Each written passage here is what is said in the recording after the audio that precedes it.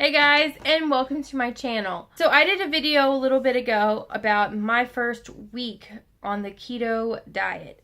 Now, I figured I would kind of explain a little bit about it and some of the things that you're allowed to eat on the keto diet. I'm not going to go super in depth about it because there's a lot of places that you can go to find out like why do you eat like this and stuff. I just figured I would tell you what you can and can't eat in a quick, easy spot so that you're not asking yourself a ton of questions and you have no idea what to do. I have a website I will link down below that explains everything really, really well, and there's lots of videos that explain it as well.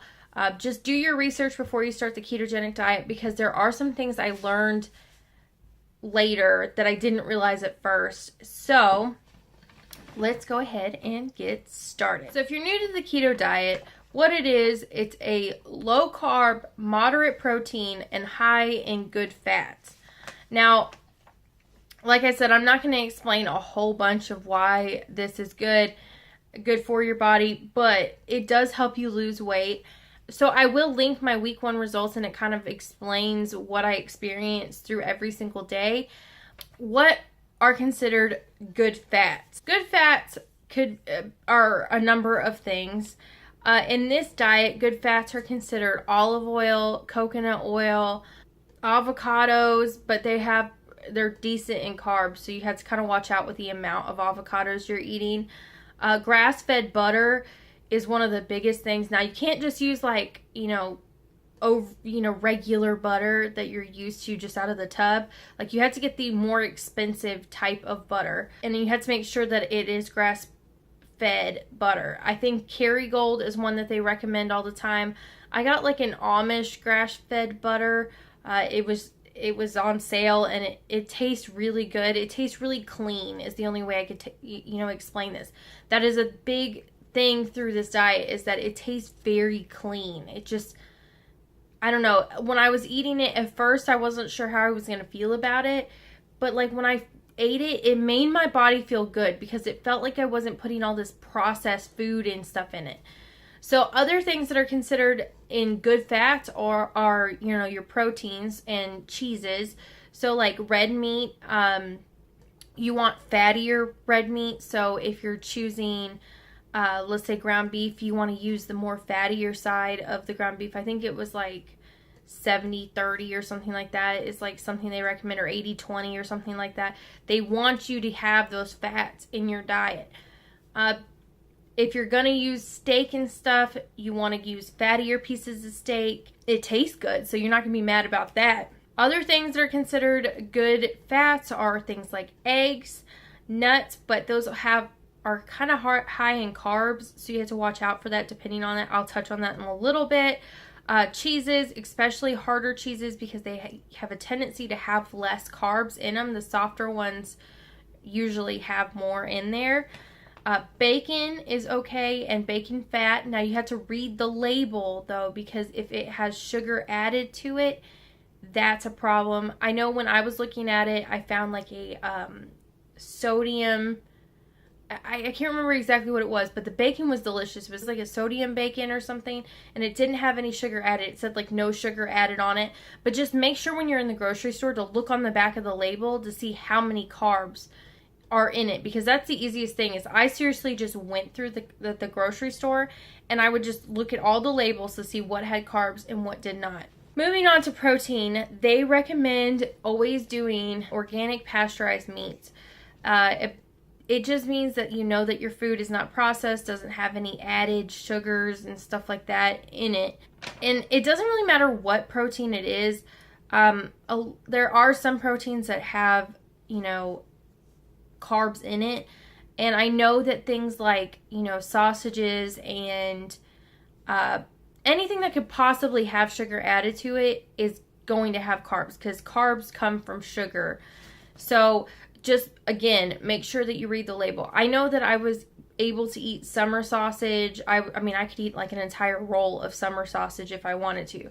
But something to keep in mind with it too is that you can't go overboard with the amount of protein. You're supposed to have a balance of each one. So I'm going to go ahead and touch on fruit real quick. basically, to narrow this down, you really can't have much fruit.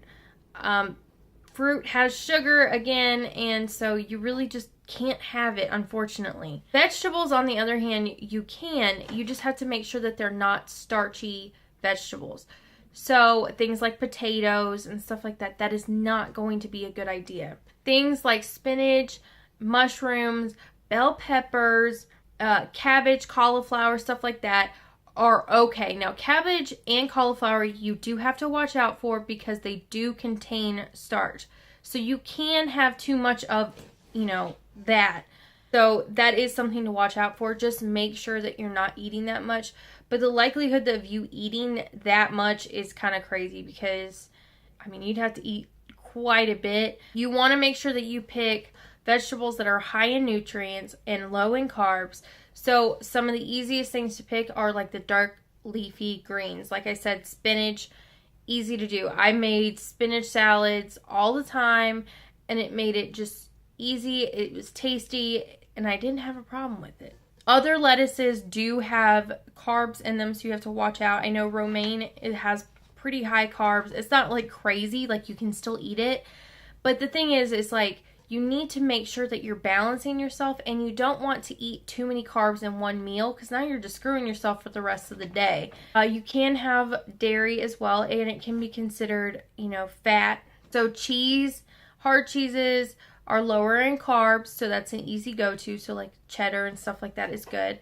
Make sure that you always pick full fat.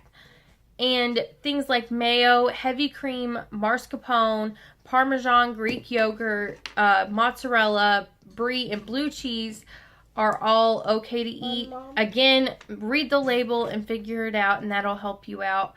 There's lots of websites that tell you too, but I have to say that the easiest way to do it is just go in and look because every single cheese has a different amount of carbs. And if you like a certain cheese in particular, just look at it to see what it says on the label because that's going to help you decide what you're going to do. Now, if you're going to do nuts, I think that, so nuts for me were a saving grace when it came to this diet because every time I was having a sugar craving or something like that, it was easy for me to just, eat a few nuts and it wasn't a problem.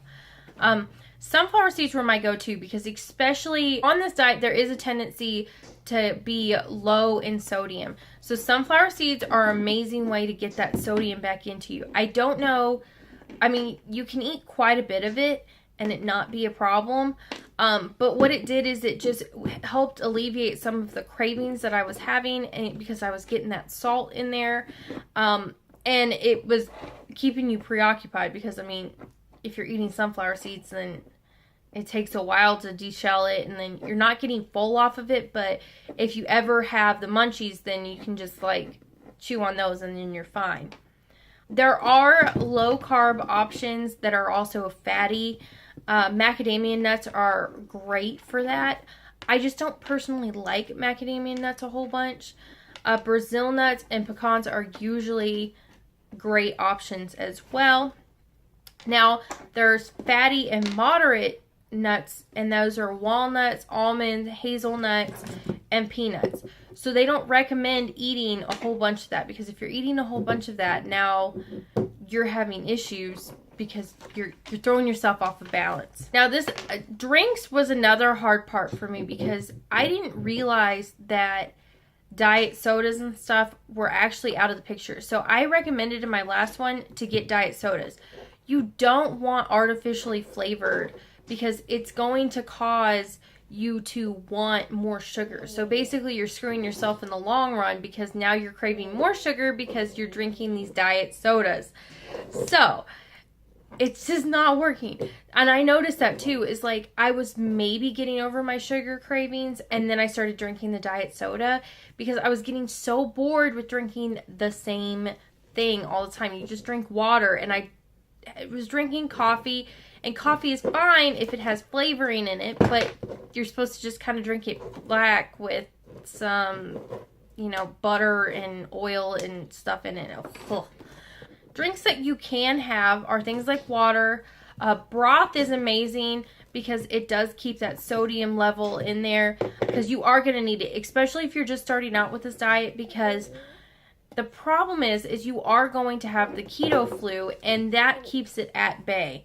In my week 1 update, I said my experience with the keto flu. I think it was the real flu, but anyways, I was drinking broth, and it definitely did help me feel a little bit better. Not much better, because I felt like death, but a little bit better. Now, I don't think the keto flu is supposed to be like that. Like I said, I think it was the real flu, but still, like, it was awful, and the broth helped out a lot. You could drink coffee, tea, coconut milk, and almond milk.